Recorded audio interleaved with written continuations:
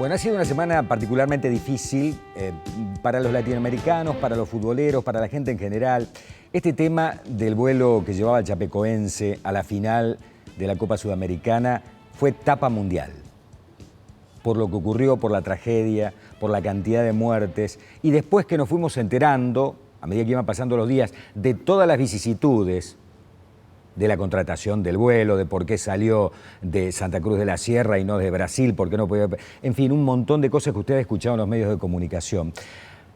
Trascendió, sobre el filo del cierre de la semana, este audio que refleja la desesperación del piloto en conexión con la torre de control del aeropuerto de Medellín. Vamos a presentar con esto y vamos a hablar con un experimentado piloto para ver si nos puede explicar alguna de las cuestiones que, como cosas sueltas, hemos escuchado y vamos a tratar de atar cabos. A ver. Solicitamos prioridad para la aproximación directa, se nos ha presentado un problema de combustible. Mi mamá es India de 933. Entiendo, solicita prioridad para su aterrizaje, igualmente con problemas de combustible, ¿correcto? ¿Masivo?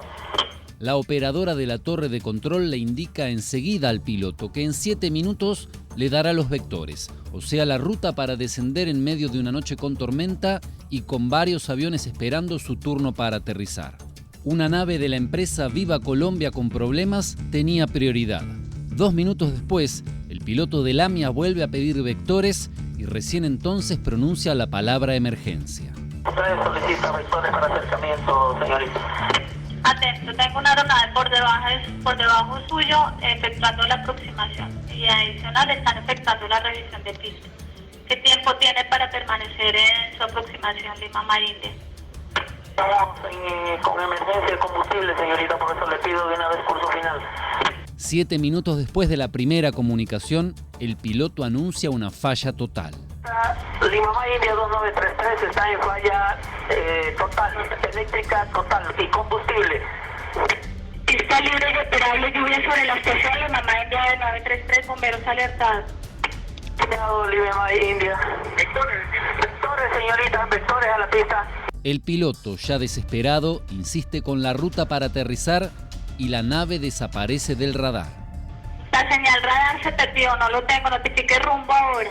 Vamos con rumbo 360. Con rumbo, mire por la izquierda, 010, procedería al localizador del borde Río Negro, 1 milla adelante del borde. Al momento usted se encuentra, correcto, le confirmo, por la izquierda con rumbo 350. Izquierda 350, señorita. Sí, correcto, usted está a 0,1 milla del borde Río Negro. No lo tengo con la altitud, Lima-India. 9.000 pies, señorita. Vectores. Está a 8.2 millas de la pista. Jesús. ¿Qué altitud tiene ahora? Ya no contesta. Jesús fue la última palabra que pronunció.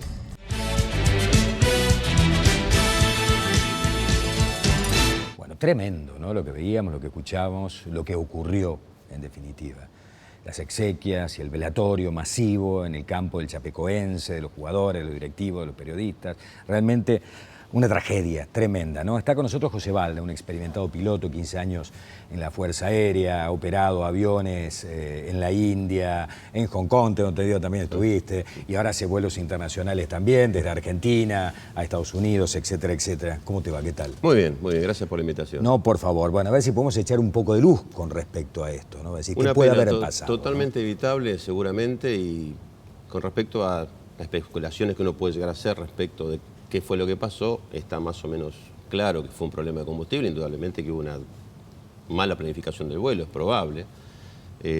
No debería ser aseveraciones porque hay una junta de accidentes que se encarga con el tiempo, con la grabación de las voces, con los datos de vuelo de cabina, todos esos datos se va elaborando todo. A prima facie, indudablemente que hubo un problema muy serio con el tema de la falta de combustible, que de hecho fue lo que manifiestan en esta grabación, este audio, ¿no? Es muy probable que haya habido también, ya a raíz de esta situación de emergencia, una presión industrial por parte, digamos, de la empresa o socio gerente de la empresa, quizás se autopuso esa presión para tratar de minimizar el daño a la imagen de la compañía, porque declararse emergencia, cuando no se declara emergencia, la palabra clave es Mayday, Mayday, Mayday, y con eso ya el tránsito aéreo se encarga de separar todos los vuelos y darle prioridad al aterrizaje a esta aeronave. Tardó más de 7 minutos en declarar una emergencia que ni siquiera fue... Porque hay multas en este caso, en caso de que... Viene una investigación, obviamente, porque hay todo una reordenamiento del tránsito aéreo para que el señor aterrice. Después que aterriza le dicen, ¿por qué se declaró la emergencia? ¿Qué pasó? No tenía combustible. Bueno, si es una falla es atendible. Ahora, si se iba a descubrir que indudablemente no tenía combustible, iba a tener un problema. Ahora, ¿cómo pueden programar un vuelo desde Santa Cruz de la Sierra a Medellín cuando está ahí en la delgada línea roja la autonomía del avión con carga total para llegar? Lo que yo tengo entendido hasta ahora es que el vuelo en realidad no iba a salir de Viru, sino que iba a salir de un pueblo al norte que es Copien o algo así, bastante al norte de Bolivia, pero que no se autorizó ese vuelo desde, entiendo, desde Bolivia, porque tenía que aterrizar los jugadores en Viru, en Santa Cruz de la Sierra. Como este aeropuerto queda bastante más al norte, y por el horario que llegaron los jugadores a Viru, ya el aeropuerto estaba cerrado, por el horario nocturno, que hay aeropuertos que operan de día, otros de noche. Este no podía operar de noche, entonces decidieron hacer el vuelo desde ahí. Y ahí es donde creo que empieza el problema, porque ellos deberían haber sabido ya que si me estoy corriendo bastante más al sur, alejando más la distancia de mi aeropuerto de destino, en realidad él tendría que haber previsto quizás hacer una escala técnica en Bogotá y después seguir hasta Medellín. Hubiera sido lo correcto. Eso además significa dinero, porque se especulaba con el tema de que para poder ganar esta contratación habían bajado el precio y parar en Bogotá, en Quito o en cualquier lugar a reabastecer combustible. Correcto. Cuesta más dinero. Correcto. Teóricamente sí, no sé los valores, desconozco los valores de mercado, pero sí, indudablemente que sí, y además todos los que tomamos alguna vez o todos los que viajamos nos gusta ir los vuelos más directos posible, porque en realidad aterrizar, cargar combustible y demás, y para el que no le gusta volar es una tortura esperar la media hora de la aproximación, otra vez salir, y para el que le gusta el vuelo directo es también media hora más, 40 minutos más, solo para cargar combustible. Entonces uno dice, no, prefiero contratar un avión que llegue directo. Nadie sabe las causas, ¿no? Obviamente. Él pedía vectores, casi con desesperación. Nosotros tenemos algo que yo no he visto todavía en la tele, que es la carta del ingreso justamente a ese aeropuerto. Correcto. Al aeropuerto de Medellín. Allí la estamos viendo. Bueno, voy a explicar muy rápidamente qué hay a ver si podemos acá. acercar. Hay una imagen que acerca bastante el mapita. Vamos a ver si podemos ver esa. Esa imagen. En esa imagen podemos ver que hay unas curvas de nivel que se llaman, que son los colores marrones. Marrones más intensos son de mayor elevación y los más claros son menor elevación. Y se ve la vista en planta desde el aeropuerto, que está la pista como una rayita rectangular en la parte superior de la carta. Esta es una carta de aproximación por instrumento. Y se ve también un cartel que dice Río Negro, que es la estación de Bor. Y un circuito tipo hipódromo, que es donde se hace la espera de los aviones. En ese circuito había 2 o 3 aviones. Yo los audios los entendí, pero más o menos trato de interpretar dónde estaba en la posición. Pero había uno debajo de ellos. El control los separa.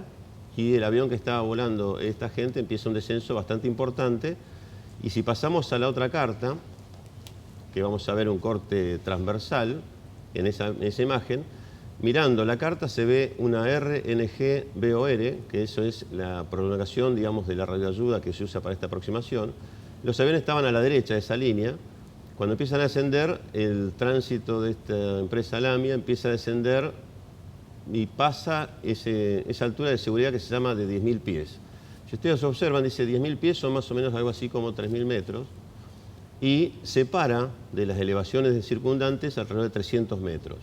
Cuando ellos estaban en la zona de 10.000 pies, ya estaban con 9.000 pies, que es lo que escuchamos en el audio. O sea que ya estaban perdiendo la última protección o la línea de protección con respecto de la tierra. Que son 1.000 pies. Exacto. Entonces, a partir de ahí yo creo que empieza con el problema eléctrico, que nadie sabe realmente, se va a saber seguramente después con la investigación, si el problema eléctrico fue por falla de combustible y se empezaron a tener los motores y empezaron a tener limitaciones de energía, o realmente tenía un problema además eléctrico. Pero es muy posible que sea la opción A, digamos. Al faltar combustible empiezan a problemas eléctricos. Pueden ser las dos. Los aviones tienen un sistema alternativo de energía que obviamente permite ver, uno no se queda sin nada, porque tiene unas baterías que por la industria mínimo tiene que tener 30 minutos en vuelo, tienen que aguantar 30 minutos y con eso alcanza para aproximar a cualquier aeropuerto. Pero dadas las circunstancias, digamos, es muy probable que estos colegas hayan perdido lo que se llama la conciencia situacional del momento, es decir, estaban tan focalizados en tratar de llegar a la pista que quizás abandonaron los procedimientos mínimos de seguridad y demás. El protocolo, digamos. El protocolo, exactamente. La verdad que una pena, un accidente totalmente evitable. ¿El avión es un avión seguro? ¿Es un avión...? Es un avión que tiene creo que alrededor de 15 años. Los aviones con 15 años, si están bien mantenidos, siguen para unos 10 años más. El avión se hicieron 300 unidades o 400 unidades. Hubo varios. ¿Volaste alguna vez ese tipo de avión? No, volé aviones de jet, pero este en particular es un avión hecho para operar en pistas cortas, con muy buenas performances y demás, muy buen sistema de aerofrenos para descensos rápidos. La verdad que no puedo decir si es bueno o malo, la verdad que no lo operé nunca, pero cumplió con todas las normas. Lo tenían, se voló en Europa, ha habido muchas empresas que lo han tenido. ¿Hubo equivocación? Porque después hubo un reproche, inclusive fue amenazada de muerte la controladora aérea del aeropuerto de Medellín. ¿Vos notaste algo raro entre la comunicación o no? ¿O el error por esconder información siempre fue del piloto? No, yo creo que la señorita trató de hacer su mejor trabajo, es lo que creo, lo que entiendo. Si hay algún error, seguramente ha sido involuntario. De hecho, ante esa situación donde el piloto nunca declaró realmente, mira, esta es mi condición. Cuando pasa eso, el resto de las aeronaves se callan, el control se enfoca en ver esta aeronave y trató de determinar, porque realmente se encontró con un radar, que se ve una pantalla donde se ven los ecos de los aviones volando, tratando de separar el tránsito para darle la aproximación. El tema de las amenazas, solamente, digamos, creo que va a quedar... ¿Pero crees que cumplió con su tarea, con su cometido? Yo creería que normalmente, sí. Yo en lo personal creía que sí. Quizás, seguramente, ha habido algún error importante, quizás. Por ejemplo, cuando le manifestó el piloto que estaba con 9.000 pies, puede haberle dicho, perdió la zona de seguridad, pero igual ya no había tiempo. O sea, si uno ve el audio, volando a 300 kilómetros por hora... O sea, nunca tendría que haber estado a 9.000 pies, tendría que haber estado a 10.000 pies. Nunca, pero además hay que tener en cuenta una cosa, los radares siempre tienen una demora. Uno ve el eco y después que da la vuelta al radar, toma el eco quizás un poco más abajo. Quizás la chica cuando lo vio al avión estaba a 11.000 pies y cuando vuelve a pasar, que lo pierde en el radar, le dice, ¿con qué altura está? Y le dice 9.000 pies. Bueno, ahí quizás... pero hubiera sido una providencia. ¿Cuántas horas de vuelo tenés, José? Alrededor de 10.000 más o menos. 10.000 horas de vuelo. ¿Tuviste una emergencia así, digo, no tan tremenda como esta a lo mejor, pero con motores, por suerte no. con motores apagados o algún problema para... No. Problemas en el tren de aterrizaje. Lo que sí tuve... Esto no es común, esto es lo que hay que decir a la gente. Hay gente que ahora tiene pavor de viajar en avión y toda la historia. No, en realidad emergencias así, digamos, relacionadas con este tema, lo más importante que tuve fue un poco de presión industrial volando en el exterior. Ahí sí hubo presión industrial donde quería la empresa, o los gerentes de aquel momento, que ya no están más por suerte, querían que saliéramos en una determinada condición de una tormenta importante, un tifón, de hecho, que sacaba de norma todos los parámetros de seguridad. Y bueno, en aquel momento yo era comandante de aeronave y bueno, decidí que no. Por supuesto, después vino la contra, ¿no? Que cómo no saliste, pero no podía ser. Tendría que haber cumplido la orden que te impartimos. Y yo dije, mira, yo me manejo dentro de los códigos aeronáuticos, me protegen a mí, protegen a la industria. Claro. Ahí faltó alguien que dijera que no. José, gracias por haber estado con nosotros. Muchísimas gracias a ustedes. Ha sido muy claro, muchísimas gracias. Seguimos resumiendo noticias. Estos son los principales hechos informativos de los días miércoles, jueves y viernes.